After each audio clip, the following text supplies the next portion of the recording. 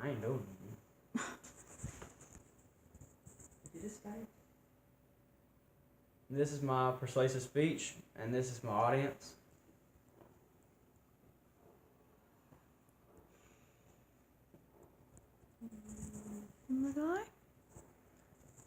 Hello everyone, my name is Chandler Scott, and I'm here to talk to you today about the importance of discussing with your family or whoever you live with the things needed to know in case of a fire in your home. I want to encourage you to be ready for a fire because it will increase everyone's chance of survival. It will give everyone in the house more confidence in themselves and each other.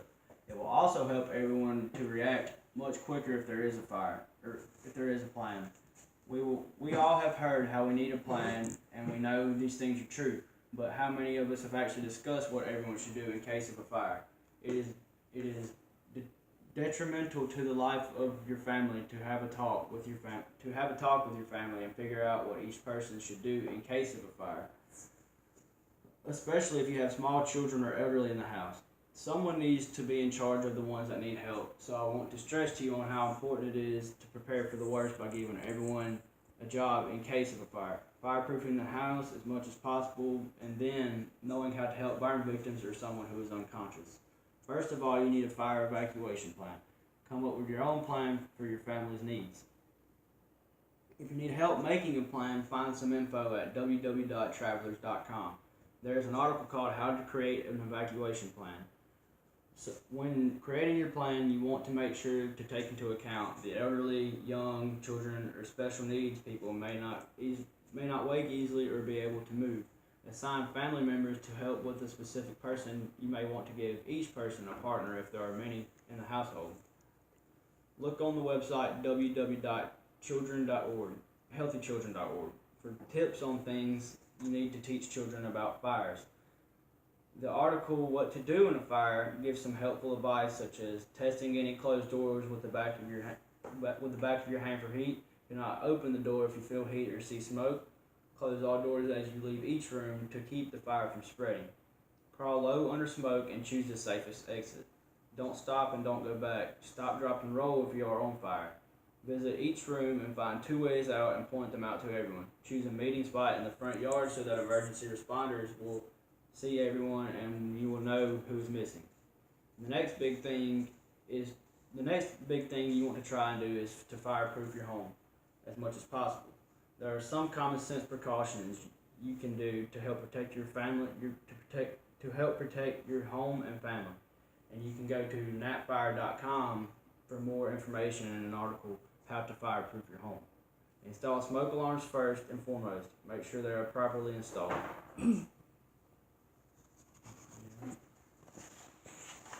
Alright, and the audience.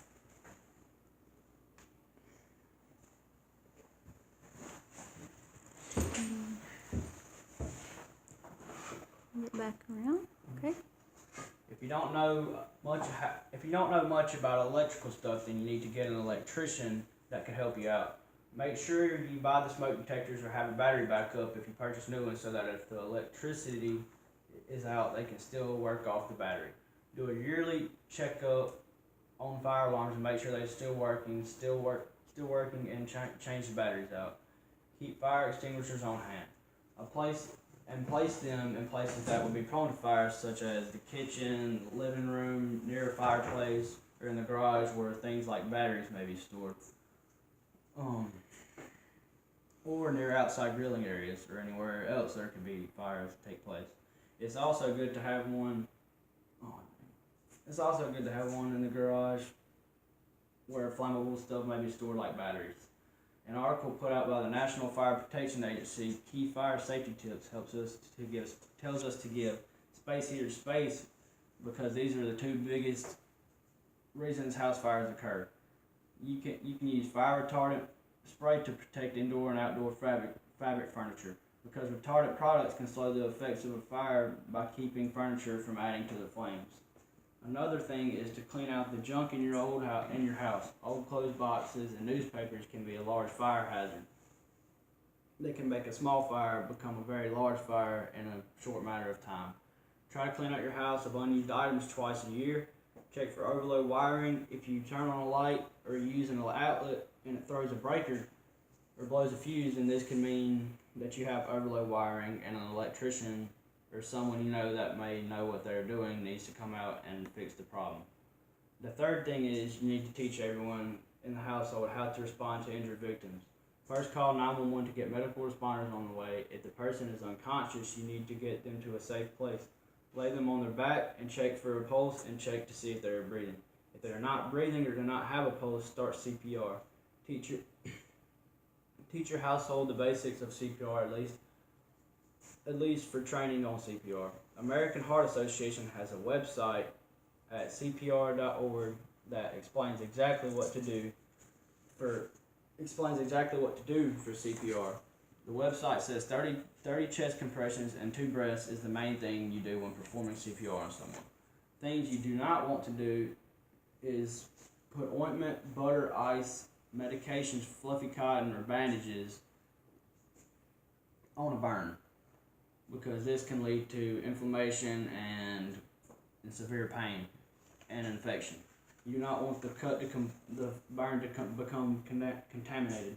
Do not touch or peel blistered skin. Do not give the victim anything to ingest. Another thing you do not want to do is put a pillow under their head, because it can stop their airway. So now that I've told you these things to do to help urge your family situations, I urge you to take it serious and really try to put yourself in the shoes of others that has lost somebody in a fire. Which family member can you cross off as gone? None, right? Even the ones that are a little annoying, we still wouldn't want them gone. So please don't think it could happen to you. Don't take that chance. If you will be prepared by doing and knowing these things that I discussed with you, then you might just have a prevented loss of someone you love dying. So take the challenge to prepare your family. Do not wait until it's too late. First, make a plan. Second, fireproof your house. And third, learn how to help the victims of a fire.